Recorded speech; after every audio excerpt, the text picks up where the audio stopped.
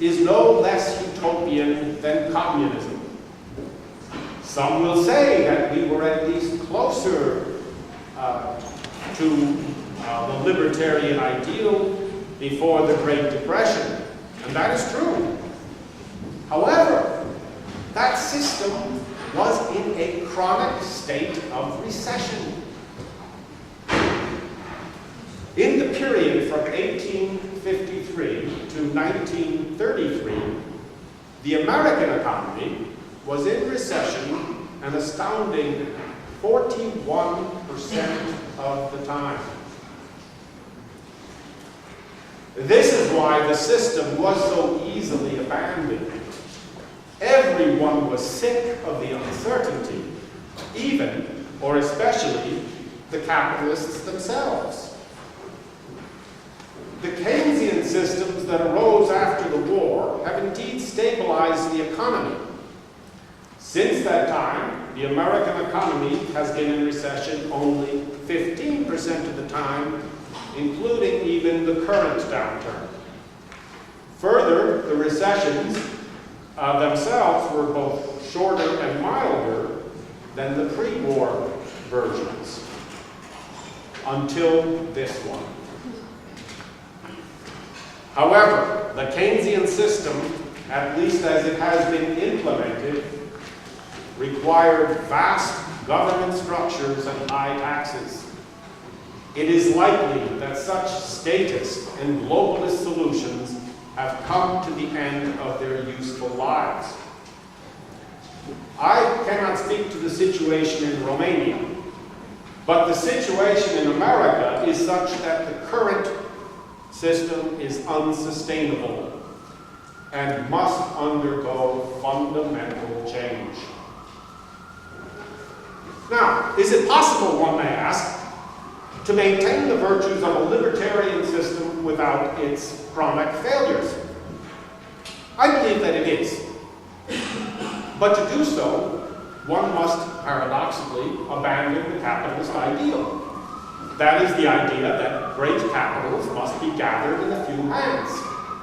Rather, the truth is precisely the opposite. Productive capital must be spread as widely as possible. When each man has his own property, each man has the possibility of being a true entrepreneur, and also, I believe, a true citizen, contributing not only to his own well-being, but to the common good of his community, his city, and his nation. True ownership leads to true freedom, and also to a truly free market. By true ownership, I do not mean something like the abstract ownership embodied in, say, a share of stock or some other equity instrument. Rather, I mean physical possession and actual use of land or tools or knowledge.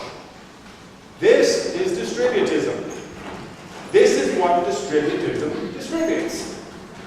True ownership leading to free markets and true citizenship.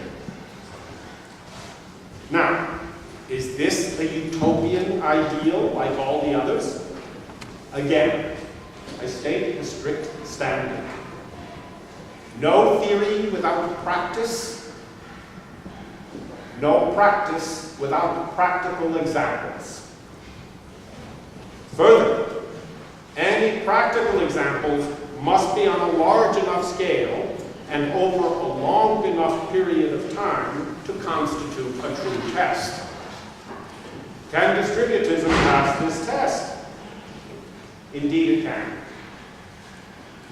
It can pass the test in such places as the Mondragon Cooperative Corporation of Spain, in the distributed economy of Emilia-Romagna, in the tremendous productivity created by the land to the tiller program in Taiwan, and in thousands of cooperative ventures around the world.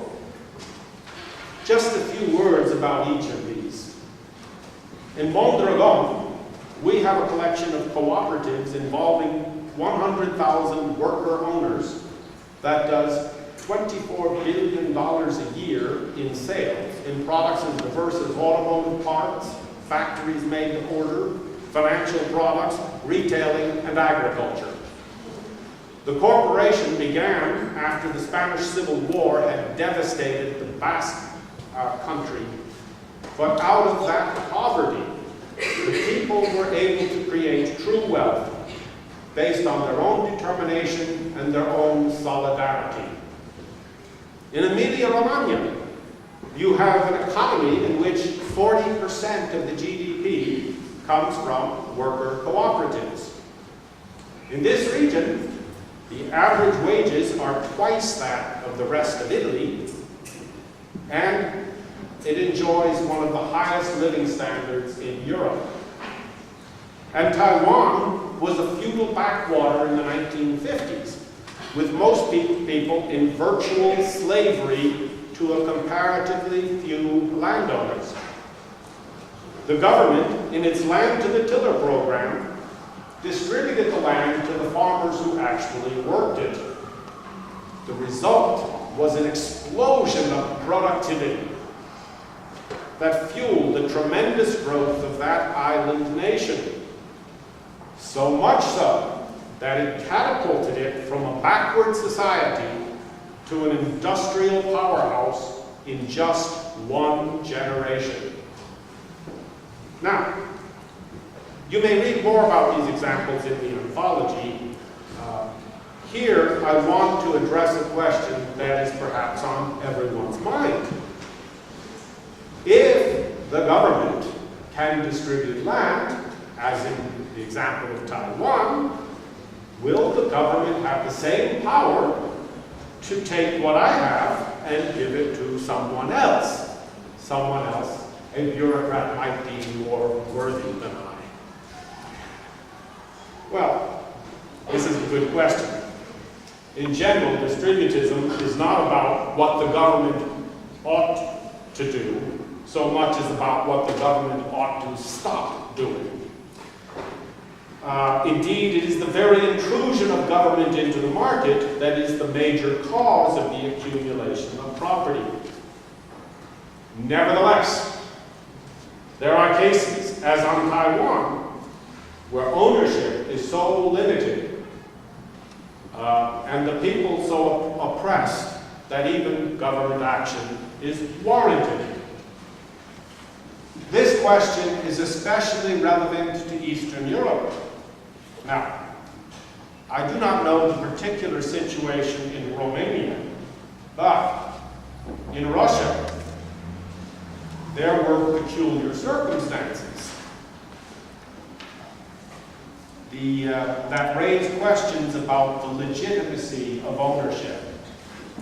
After the fall of communism, Russia accepted advice from experts from America's best universities and government agencies.